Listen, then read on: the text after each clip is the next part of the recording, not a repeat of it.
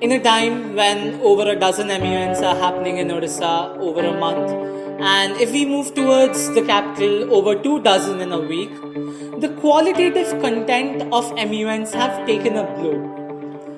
We at Ravenshaw University Model 9 Nation 2016, when we use the hashtag the world we want, this is that lost quality which we want to restore.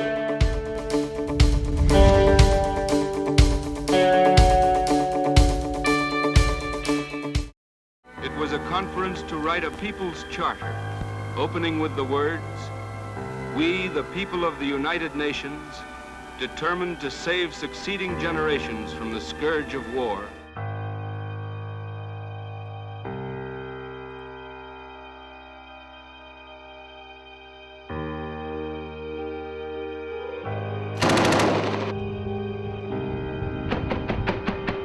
मेरे बच्चे समाज का एक honourable हिस्सा है, अनमोल है। उनको कौन कहता है क्रिमिनल? मेरे सामने लाओ।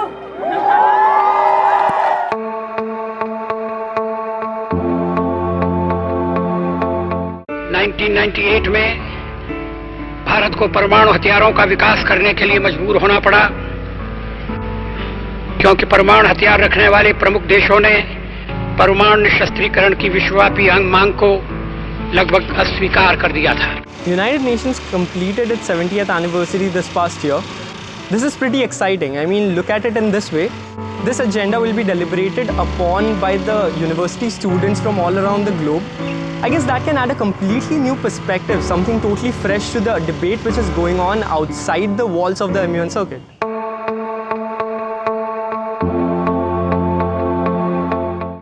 Now, there have been substantial amount of applications from Afghanistan and Sri Lanka, and coincidentally, there are many Afghanis and Sri Lankans enrolled in Ravenshaw University who have shown keen interest in the World Humanitarian Summit. The discussions about R2P, or its cousin, humanitarian intervention, are regularly disturbed by a skeleton in the closet.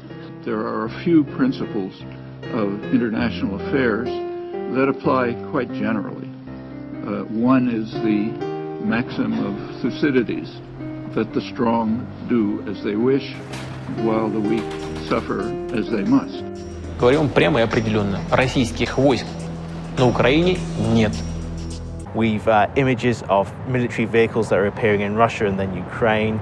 No doubt that there's evidence of Russia's involvement in Ukraine. You can only imagine the amount of debate and deliberation that is going to happen when practicality meets diplomacy.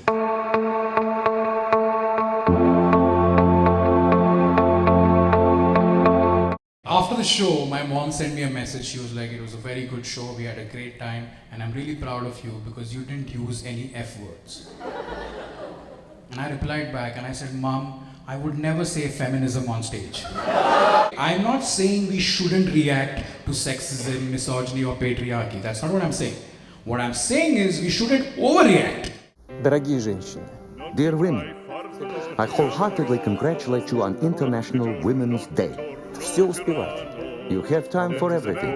Manage a great load of issues and stay gentle, bright, and charming. If he's trying to be progressive, he's failing here, because managing a great load of issues while staying gentle and charming is exactly the double standard that women are constantly trying to overcome. You know how people are talking about how cliched the agenda for UN women is? That's the deal. We impose a judgment on a guy wearing pink or a girl riding a bike. This is the kind of stereotype we are trying to break here. This is how pertinent our agenda is. And if this is cliched, then the world is in serious need for some monotony here.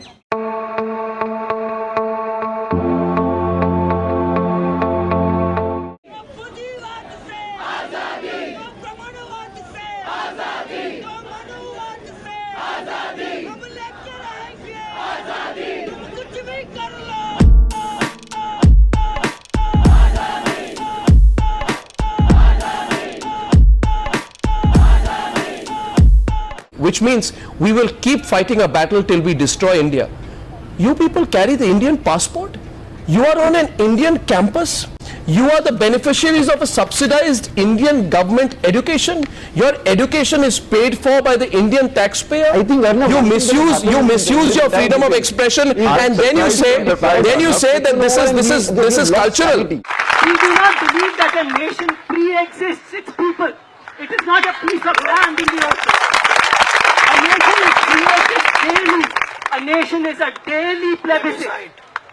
It's a daily plebiscite every single day. There usually tend to be a lot of debate around as to how an Indian committee is plausible within the framework of a model United Nations conference. So what basically makes it plausible is be its military, which is the 4th largest in the world, or its population, which is already the 2nd largest in the world and is expected to bloom in the coming 3 decades and surpass China, or its economy, which is the 5th largest in the world. So it's more than plausible that we discuss the pertinent issues of this nation and seek out its solutions on the lines of a model United Nations conference.